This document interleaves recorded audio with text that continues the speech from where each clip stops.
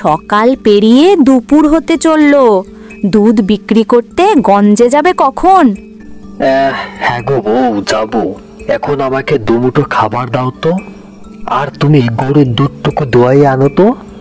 হ্যাঁ গো, তুমি হাত মুখ ধুয়ে ঘরে এসো, আমি তোমার জন্য খাবার বাড়তাছি।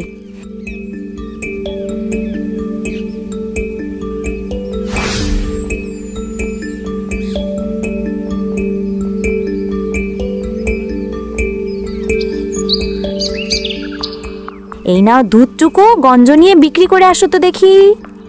হ্যাঁ হ্যাঁ বউ, দুধটুকু দাও তো দেখি। মনে হচ্ছে আজকে একটু বেশি বেলা হয়ে গেছে।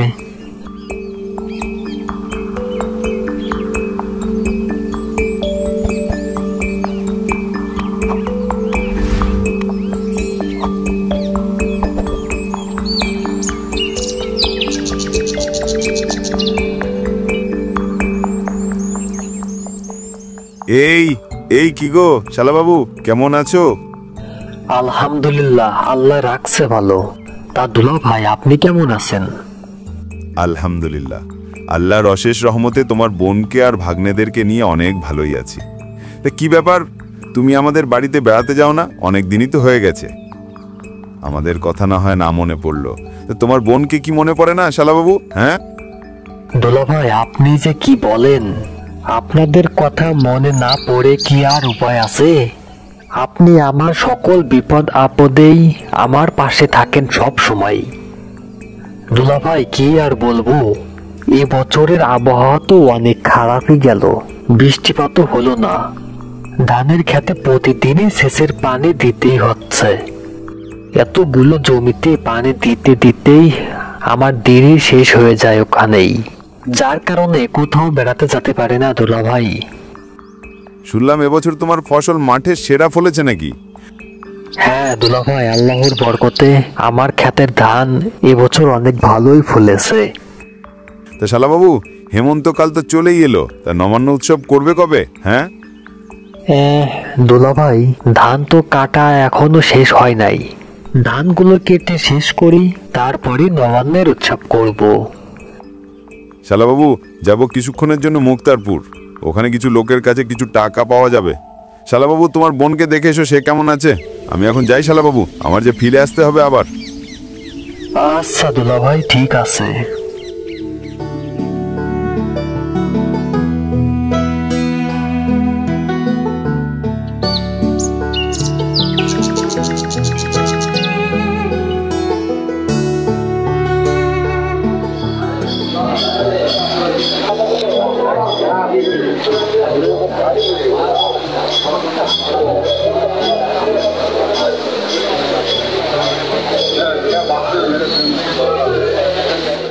রিমন ভাই, আজ যে তুমি এত দেরি করলে, কারণ কি রিমন ভাই? অন্য দিন তুমি তো আমার আগেই আসতে। আর বলো না রফিক মিয়া, গঞ্জে আসতে সময় বন জামাইয়ের সাথে দেখা, তার সাথে কথা বলতে বলতেই আরো দেরি হয়ে গেল।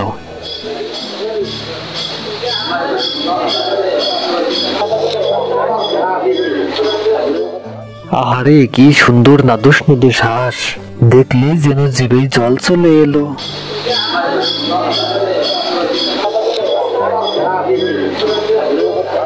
রিমন ভাই, তুমি তো আর হাঁস কিনে খাবে না, শুধু দেখেই যাবে?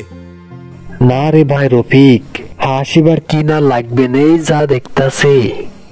দেখতে দেখতেই তো হেমন্তের নবান্নকাল চলে এলো, ধান কাটা ধুমো তো পড়ে গেছে, তা নবান্ন উৎসব করতে হবে যে। তাই তো রিমন ভাই, আমি তো এ কথা ভুলেই গেছিলাম, সবাইকে নেমন্তন্ন করে খাওয়াতে হবে। হ্যাঁ ভাই রফিক, হেমন্তের নবান্ন উৎসব মানেই তো নতুন ধানের নতুন পিঠাপুলি খাওয়ার ধুম।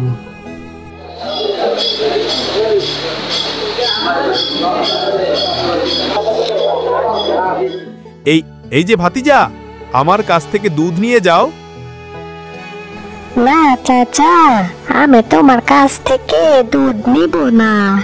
মা বলেছে রিমন চাচার কাছ থেকে দুধ নিতে।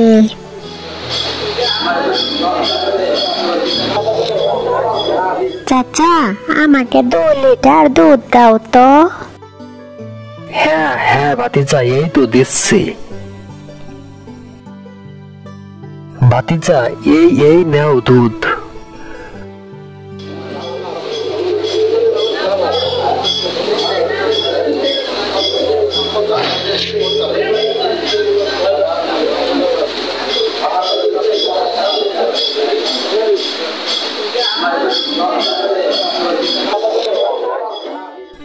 আজকে দুধ বিক্রি করে অনেক ভালো টাকাই পেয়েছি। যাক, আজকে অনেক বাজার করতে পারবো। আজকে বড় দেখে একটা মাছ কিনবো। এমনিতেই অনেকদিন বড় কোনো মাছ খাওয়া হয় না। বড় মাছ দেখলে বউ নিশ্চয়ই অনেক খুশি হবে। যাই, এখন বড় দেখে একটি মাছ কিনে নিয়ে আসি, তারপর কাঁচা বাজার করব। ও দাদা, আমাকে এই মাছটা ওজন দিয়ে দাও তো দেখি। হ্যাঁ হ্যাঁ দাদা, এই তো দিচ্ছি। এই নাও তোমার মাছ।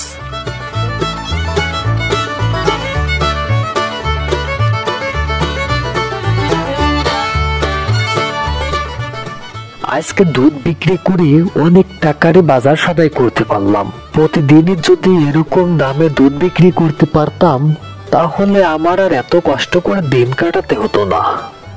যাক, আজকের বাজারগুলো অনেক ভালোই হয়েছে।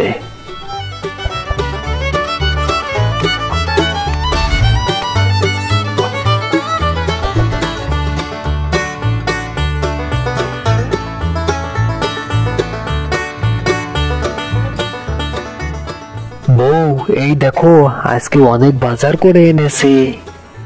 হ্যাঁ গো, তুমি এতগুলো টাকার বাজার করে আনলে যে, তা দুধ বিক্রি করে এতগুলো টাকা কি হয়েছিল, নাকি আবার বাকি ফেলে এসেছো? হ্যাঁ গো বউ, আজকে অনেক ভালো দামে দুধ বিক্রি করতে পেরেছি। তুমি আর কথা বাড়িও না তো, এখন বাজারগুলো রাখো আর আমাকে দুমুঠো খাবার দাও। আমি খাবার খেয়ে ক্ষেতের দিকে যাব। হ্যাঁ, তুমি বাজারের ব্যাগটা আমার কাছে দিয়ে হাত মুখ ধুয়ে এসো।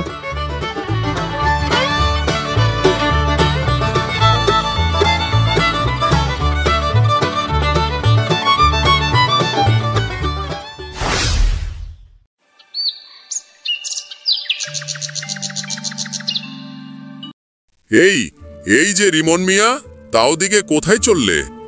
মোড়ল মশাই, যাবো একটু মাঠের দিকে। ধানগুলো তো পেকে গেছে, তা কেটে বাড়িতে আনতে হবে যে।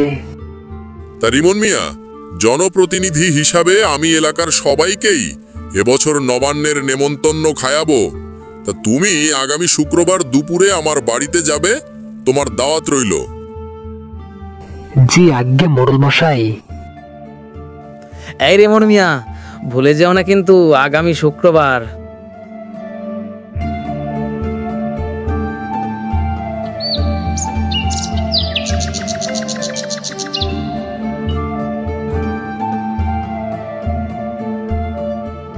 বুঝলে কালু, এবছর কিন্তু এলাকার প্রত্যেককেই ভালো করে নেমন্তন্ন খাওয়াতে হবে। আগে মোড়ল মশাই, আপনাকে তো এর আগে কখনোই নবান্ন উৎসব করতে দেখি নাই, তা হঠাৎ এবছর নবান্ন উৎসব করতেছেন যে? আরে কালু, তুই কি আর বুঝবি? তুই তো শুধু খাস আর আমার পিছে পিছেই ঘুরে বেড়াই, তাছাড়া তার কিছুই করিস না। আর কিছুদিন বাদেই নির্বাচন, তোর কি তা মাথায় আছে রে কালু? হ্যাঁ, এতদিন মেম্বার নির্বাচন করছি, কাউকে কিছুই খাওয়াইনি। আগামীতে চেয়ারম্যানই নির্বাচন করব, তাই এলাকার প্রত্যেককেই একটু শক্ত করে হাত করে নিচ্ছি রে কালু, বুঝলি? জি আজ্ঞে মোড়ল মশাই।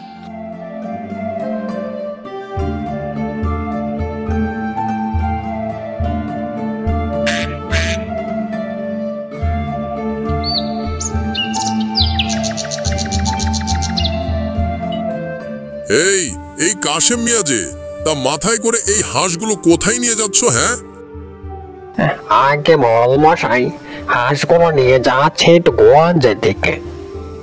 মোড়ল মশাই, বর্তমানে আমি তো হাঁসের ব্যবসা শুরু করেছি, তাই হাঁসগুলো বিক্রি করতে যাচ্ছি। তা কাশেম মিয়া, তোমার হাঁসগুলো আমার কাছে বিক্রি করো। তোমার হাঁসগুলো আমার বাড়িতে নিয়ে এসো, চলো আমার সাথে। আগে মোড়ল মশাই, বর্তমান হাঁসের দাম যে একটু বেশি।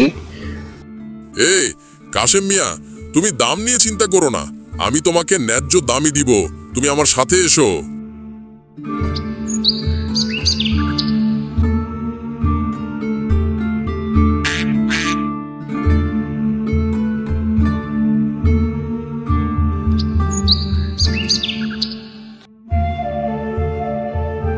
এই যে রিমন ভাই, তোমার ধান তো পেকে গেছে, তা কাটবে কবে?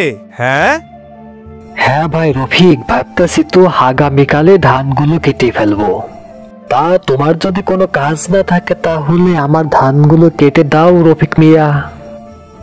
আচ্ছা রিমন ভাই, ঠিক আছে। রফিক মিয়া, আরো লোকজন তো ঠিক করতে হবে। চলো তোমাদের এলাকায় যাব, ওখানে কিছু লোক পাওয়া যায় কিনা।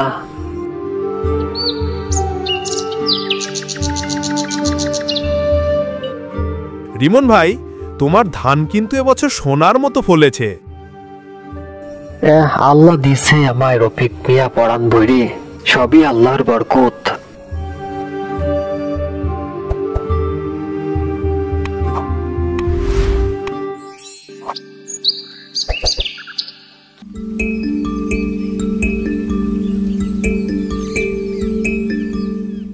কাশিম ভাই, মনে হচ্ছে তুমি মোড়ল মশাইয়ের বাড়ি থেকে আসলে।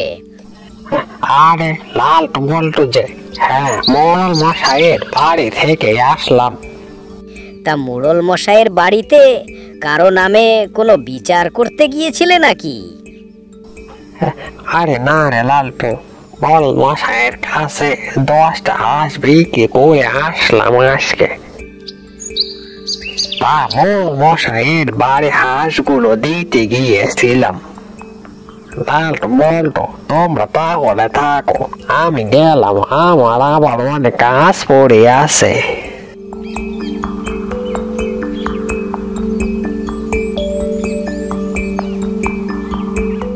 কিরে বল্টু, কি বুঝলি? লালটু ভাই, আমি যা বুঝেছি তুমিও কি তাই বুঝেছ? তাই যদি বুঝো তাহলে আজ রাতেই। এই না হলো আমার ভাই, তুই তো আমার মতোই হয়েছিস রে বল্টু, সংক্ষেপেই সবকিছু বুঝে যাস। দেখতে হবে না কার ভাই, সবাই বলে চোরে চোরে মাস্তাতো ভাই, আর আমরা বলি চোরে চোরে চোরে চোরে আপন ভাই। বল্টু চল, এখন আমরা বাড়িতে গিয়ে প্রস্তুতি নেই।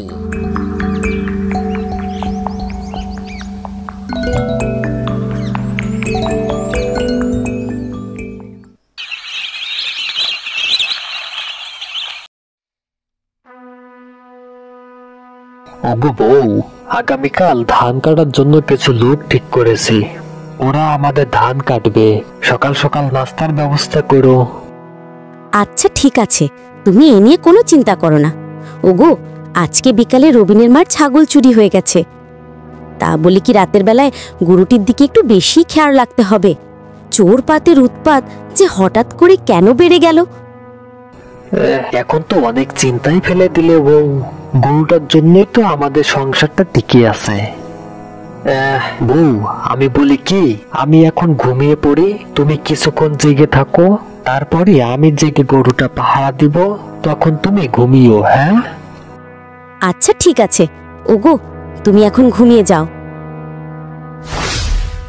এরে বল্টু, রাত তো আর কম হলো না, চল তো এখন আমরা আমাদের মিশনে বের হয়ে পড়ি। হ্যাঁ ভাই, তুমি ঠিকই বলেছ।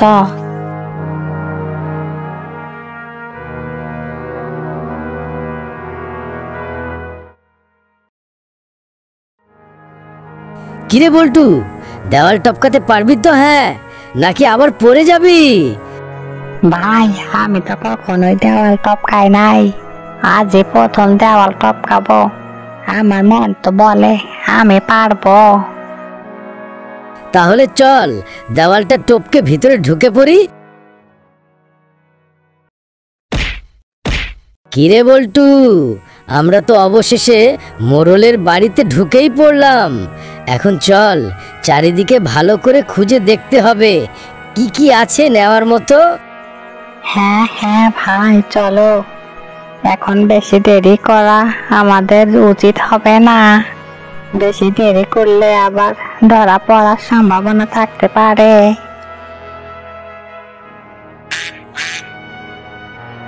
এরে বল্টু, মেঘনা চাইতে জল। দেখ, আমাদের সামনেই হাঁসগুলো খাঁচায় আটকানো আছে। আজকে বেশি লোভ করা যাবে না রে বল্টু। চল, হাঁসগুলো নিয়েই আজকের মতো কেটে পড়ি। হ্যাঁ হ্যাঁ ভাই, তাই করো। চলো, হাঁসগুলো নিয়ে আমরা কেটে পড়ে।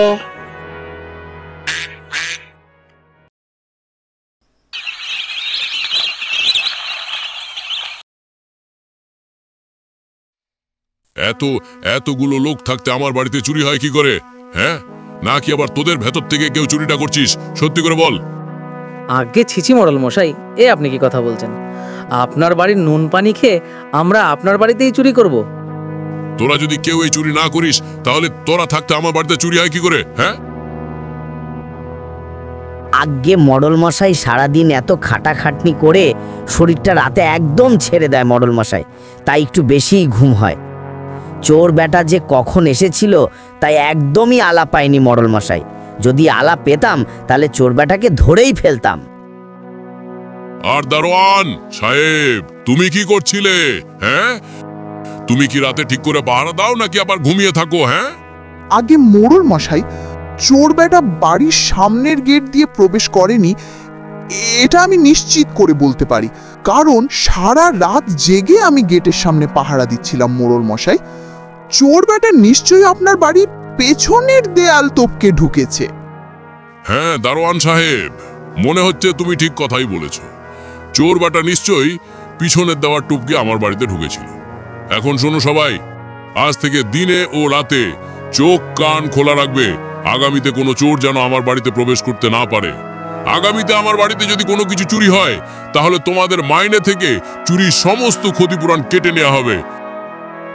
কথাটা যেন মনে থাকে সবারই।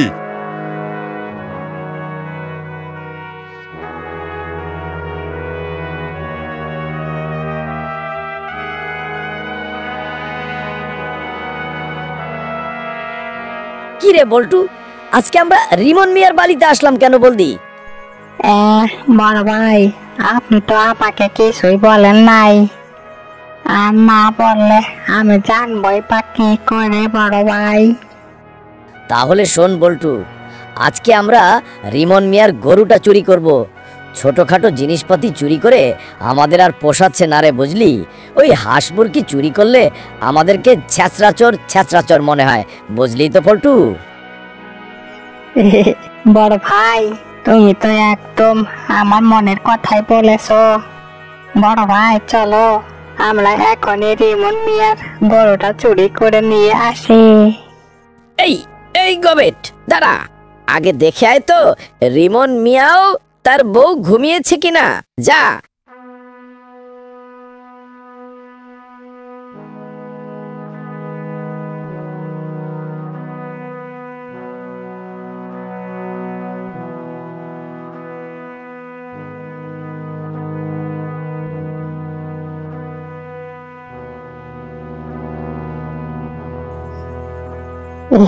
বড় ভাই, রিমন মিয়া ও তার বউ ঘুমিয়ে একদম কাদা হয়ে আছে। তাহলে চল বল্টু, আমরা এখন রিমন মিয়ার গোয়াল করি ফাঁকা।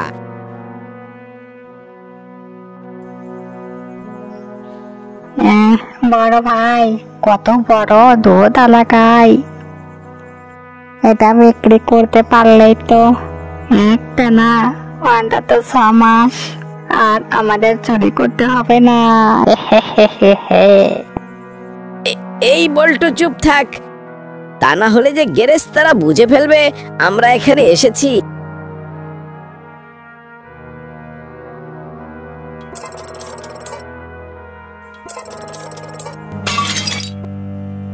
এরে বল্টু, আমাকে নামা, দেখ আমি উল্টো হয়ে গেছি।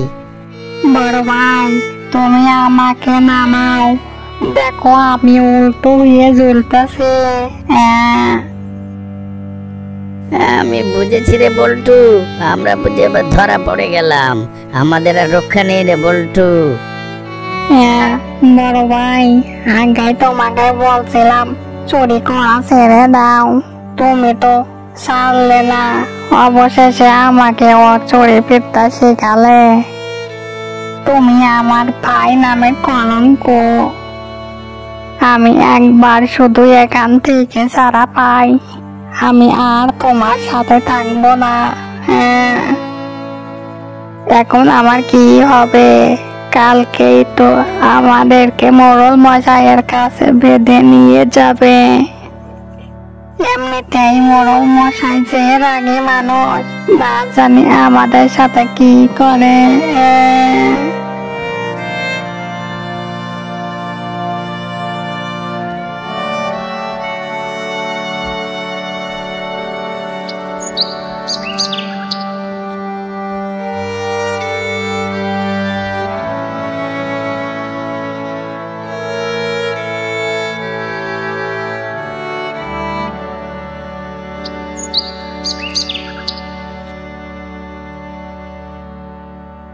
তাহলে তোরাই সেই চোর, তাই না? যে কিছুদিন আগে আমার বাড়ি থেকে 10টা পাতিহাঁস চুরি করে নিয়েছিলি, আর গতকাল রাতে আমার বাড়ির আশেপাশে ঘোরাঘুরি করছিলি, কিন্তু আমার লোকজন জেগেছিল বলেই তোরা আমার বাড়িতে ঢুকতে পারিস নাই। হ্যাঁ মোড়ল মশাই আমাদেরকে এবারের মতো ক্ষমা করে দেন। মোড়ল মশাই, আমরা আর কখনোই এমন কাজ করব না। আমরা যদি মরেও যাই তবুও চুরি করব না মোড়ল মশাই। চুপ বেটা চুপ, একদম কথা বলবি না তোরা। তোদেরকে রিমন মিয়া ধরতে না পারলে তো তোরা এই গ্রামের সবার বাড়িতেই চুরি করতি। আজকে তোদেরকে শাস্তি পেতেই হবে। আর রিমন মিয়া, তুমি একটা দারুণ কাজ করেছো, তাই চোর ধরার পুরস্কার স্বরূপ আমি তোমাকে কিছু টাকা পুরস্কার দিব। তুমি এই টাকা দিয়ে তোমার আত্মীয় স্বজন দিয়ে হেমন্তের নবান্ন উৎসব করো। বলতেই হয় রিমন ভাই, তোমার কি কতাল। হ্যাঁ, চোর ধরে 5000 টাকা পুরস্কার পেয়ে গেলে। হ্যাঁ, শুধু দেখলেই হবে? হ্যাঁ, পেছনে খরচা আছে। বন্ধুরা, এই গল্পটি থেকে কি শিখলে?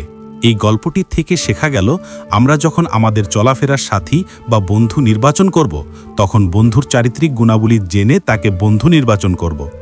বন্ধু যদি চোর হয়, তুমি ধরে নাও নিশ্চিত তুমিও চোরই হবে। তাই বলছি, সঠিক বন্ধু নির্বাচন করো। বন্ধুরা, গল্পটি ভালো লাগলে লাইক, কমেন্ট ও সাবস্ক্রাইব করতে ভুলো না। সাবস্ক্রাইব করার জন্য ধন্যবাদ সবাইকে।